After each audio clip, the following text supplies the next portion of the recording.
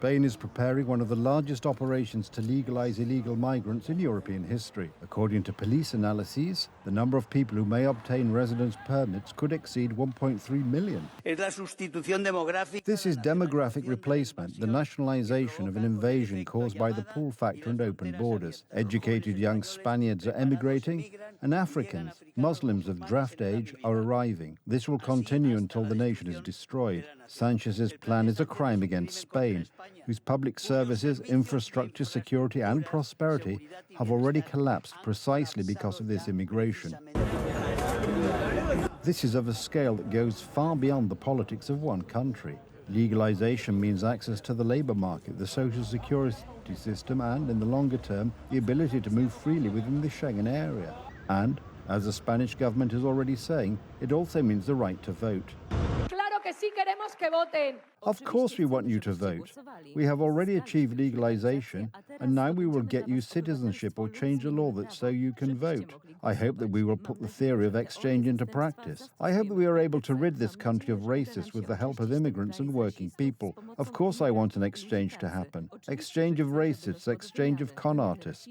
Experts warn that Madrid's decision could trigger a domino effect. If such a large group of migrants is granted legal residence in one EU country, it will effectively open the door to the whole of Europe. Spain will lose control of its own country. Illegal migrants will run the country and decide how Spain should function. We will see them taking over more and more positions, winning local elections, all in order to destroy what Spain has built through its history and traditions. However, the details of the draft provisions are the most controversial. According to border service analyses, the verification procedure is to be simplified as much as possible. In practice, this means that in many cases, the state will not require official documents from the countries of origin, confirming that the person has no criminal record. If Spain wants to legalize these migrants without checking them, this will violate the Schengen area. It will actually violate part of the European Union. And there is no consent for this. We cannot tolerate it. Radical solutions are the only appropriate ones here. And those in power must realize this. We cannot jeopardize the safety of all our families, Spaniards or Poles. Critics warn that with this structure, the system relies heavily on the declarations of the applicants themselves. Relatively lenient documentation requirements. A sworn statement may replace a certificate of no criminal record from the country of origin. Could raise the percentage of approved applications to almost 100%. The government in Madrid explains that legalization is intended to regularize the situation of migrants already in the country and integrate them into the legal economy. Opponents, however, respond that in practice this may increase migration pressure and send a signal to further waves of newcomers. Thank you. For some European politicians, the problem does not end with Spain.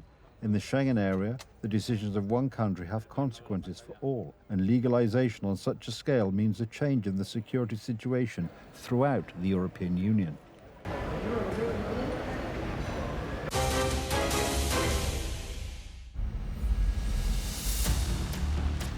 History and the present day. German crimes, Russian lobbyists, secret services, and a professor who, instead of defending historical truth, openly represented Berlin's interests. Professor Krzysztof Ruchniewicz has resigned from his position as head of the Pilecki Institute, although he should never have been there in the first place. A man who was supposed to represent Poland in talks on reparations not only questioned their validity, but demanded that Poland settle accounts with Germany. If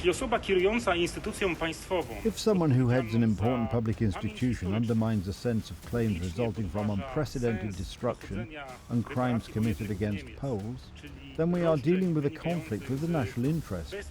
He should defend the Polish raison d'etat and not a version of it that is convenient for Berlin.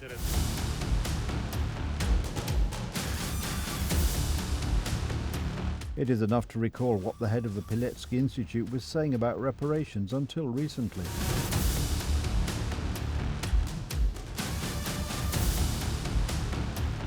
There are no longer any legal or political means that Poland could use in the manner of reparations. Politicians exploit the issue of reparations because it still arouses emotions in Polish society. Germans do not understand what Poles mean by reparations. In the context of reparations, the discussions are closed. For a long time, Polish Prime Minister Donald Tusk did not mind that such a man was at the head of an important state institution. But darker clouds began to gather over Professor Ruchniewicz, and it was no longer just about his scandalous statements, but also about mismanagement. Professor Ruchniewicz jako szef Instytutu Pileckiego. As head of the Pilecki Institute, Professor Ruchniewicz often spoke as if he represented interests other than those of Poland in the field of historical policy. Let us recall, for example, his high-profile position on reparations, which he criticized. Today we hear and read that he is a figure who not only had ties to Germany, but also indirectly to some circles in St. Petersburg and Moscow. Why Donald Tusk put such a prominent person at the head of such an institution, considering Polish historical policy, is something only he can know. From the point of view of national interest, this ends very badly. Finally, in August last year, Professor Ruchniewicz was dismissed from his position of director of the Pilecki Institute. Today, Wirtualna Polska has written about the background to this decision. In the background is the intervention of counterintelligence, which became suspicious of the historian quite late.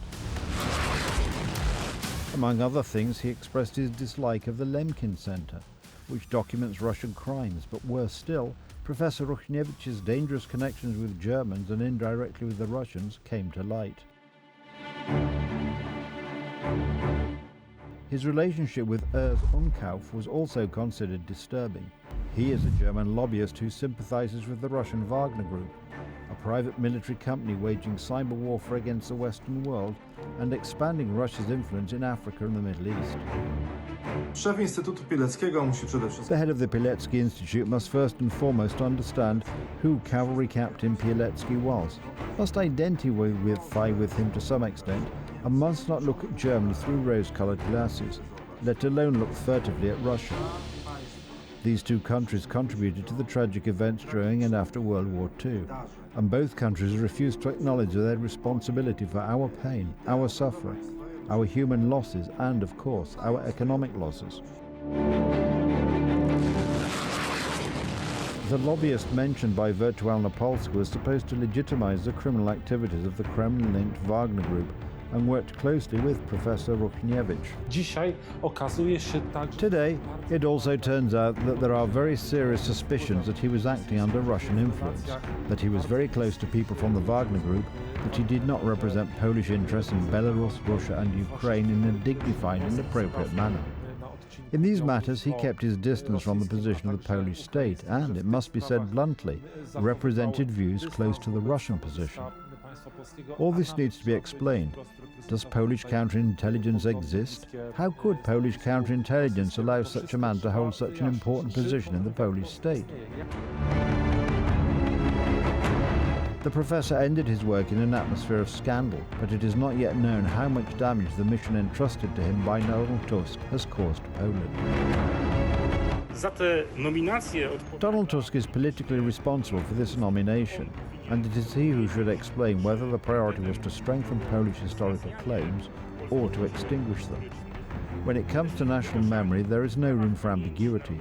Either we stand on the side of Polish losses and Polish war claims, or we weaken them with our own narrative, which is unfortunately what Ruchniewicz is doing with full premeditation, and he should be held accountable for this. This is an urgent task for the state services. Questions are also multiplying about the political responsibility of the leader of the December 13th coalition.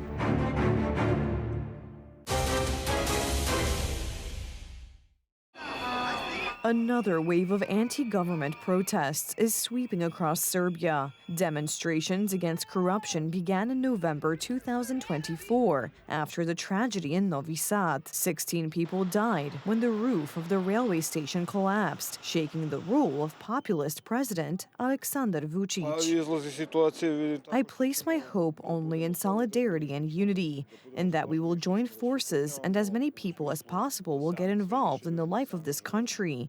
Otherwise, nothing will change. Since the Russian invasion of Ukraine in February 2022, Belgrade has maintained relations with Moscow and has not imposed any sanctions. Maintaining good relations with Putin without losing the favor of the EU is one of the pillars of Vucic's foreign policy, as he is aware that Russia has a monopoly on gas supplies, and the Orthodox Church and Russian media present in Serbia provide Putin with useful channels of communication.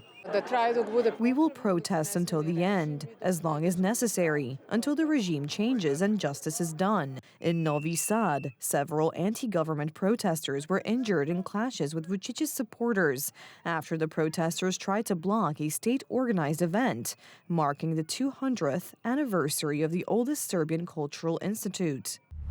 For almost 15 months, students have been leading the fight for all of us, They are attacked with cars, sticks, fists. Yesterday, they sent criminals, blinded by hatred, armed with the blessing of the party, who smashed their heads in front of blind and deaf police officers.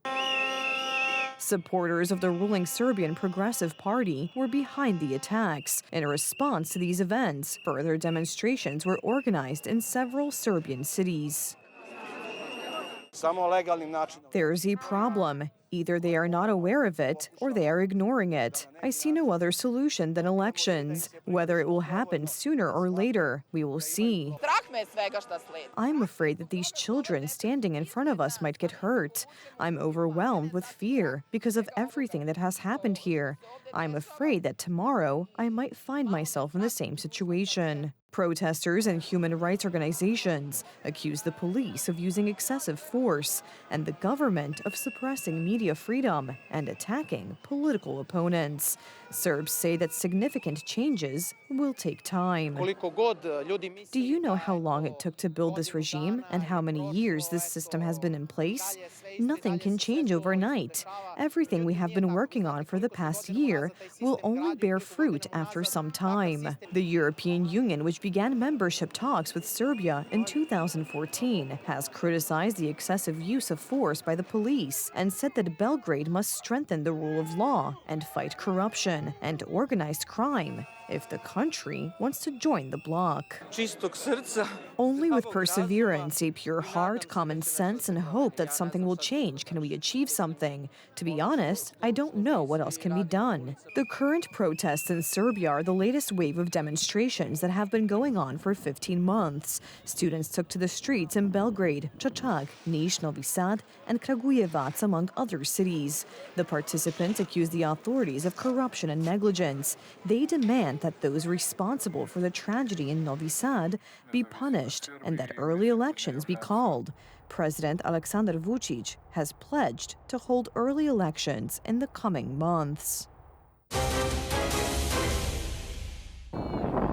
Tension in the Middle East is growing by the hour, according to reports by Axios. U.S. President Donald Trump is getting closer to making a decision to launch a large-scale military operation against Iran. Others say that the decision has already been made. Israel has already activated all procedures in case of war, which could begin in the coming days or even hours. One of the U.S. president's advisors estimates the probability of an armed conflict breaking out in the coming days at 90%. In recent weeks, the U.S. has deployed significant forces to the Middle East. Ultimately, they are to include 2 aircraft carriers, a dozen warships of various classes, hundreds of fighter jets, and numerous air defense systems.